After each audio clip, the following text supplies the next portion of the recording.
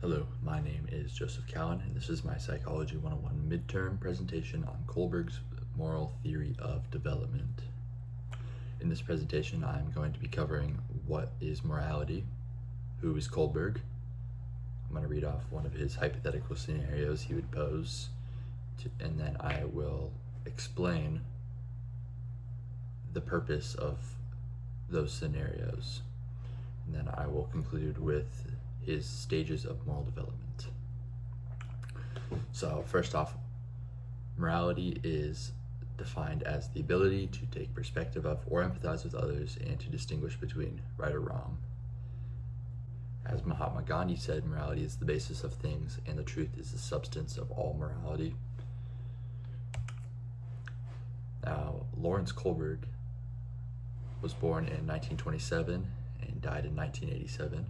He was a prominent researcher in the field of moral development, and his experiments were aimed at understanding the rationale for people's decisions in reference to morals.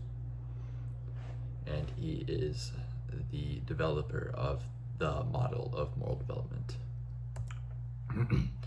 Now, he would pose a scenario.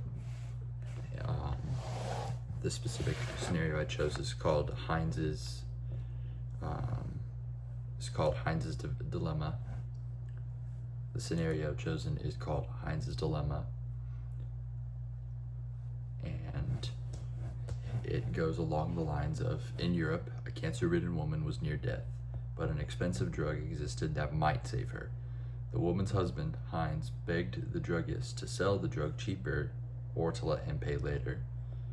The druggist refused, and Heinz became desperate and broke into the druggist's store and stole it. Now, he would pose the question, is that morally right?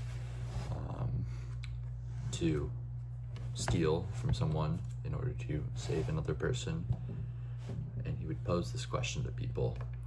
Now, his purpose was to understand the reasoning behind people's decisions and why they would or wouldn't steal it. It wasn't really a morality test on Heinz's part. It was just to understand what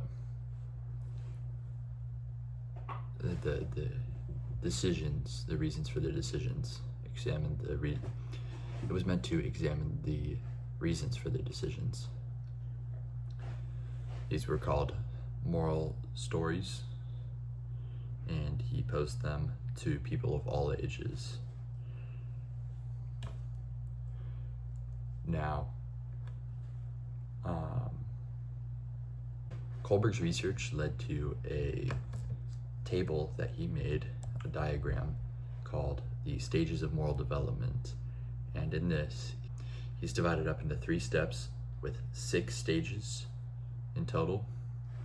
And these start with a pre-conventional level, in which this is the stage of morality when from like birth to low adolescence, where moral judgment is typically self-centered. And the first stage the first stage is called the punishment obedience orientation, and it aims at avoiding punishment and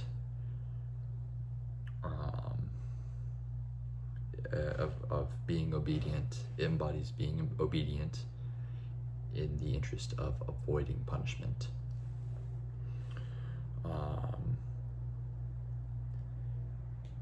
Stage 2 is the instrumental exchange orientation, in which children become aware of others' perspectives, but the morality is based on favors, equal trades, and pretty much no more than an equal trade.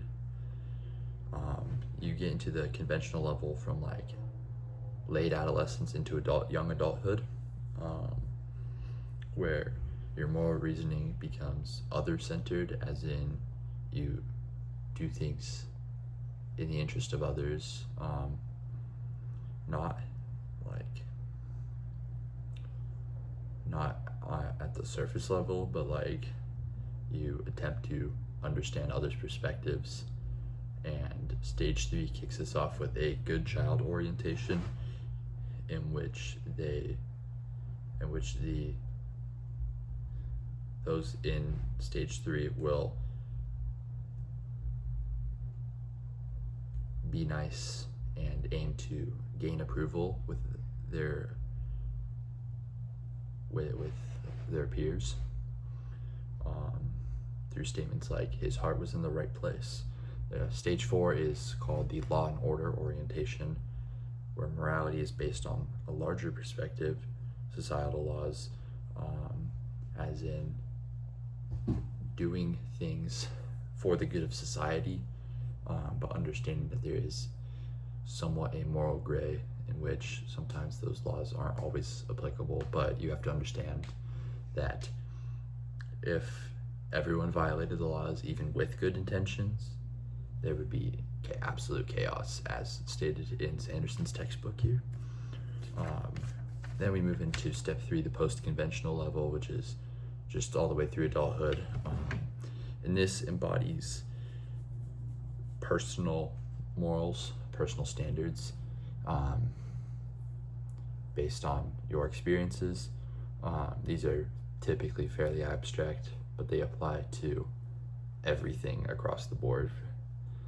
So stage 5 is a social contract orientation, in which stage 5 focuses on the function of laws, and if these laws are immoral, then there isn't a gripe with voiding these laws. But as long as the will of the majority comes through, then usually this isn't like the laws won't be voided,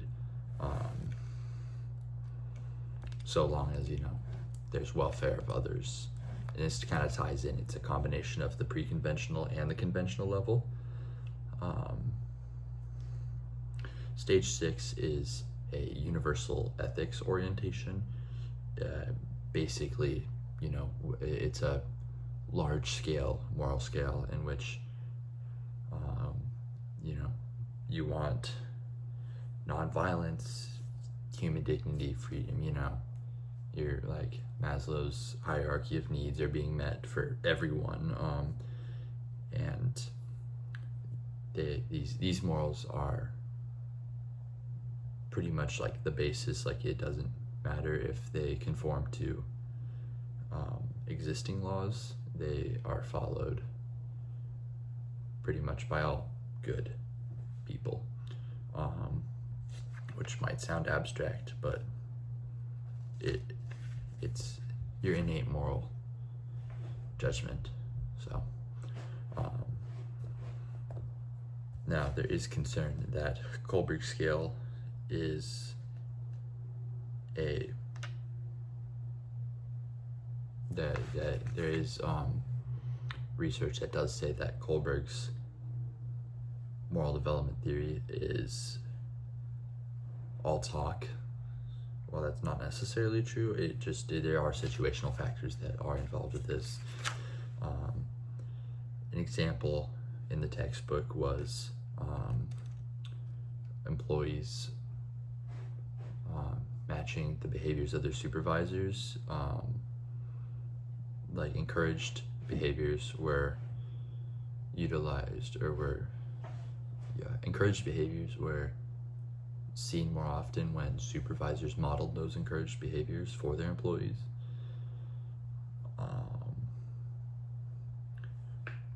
But that doesn't always become morally the case. But that is my midterm presentation on Kohlberg's theory of moral development.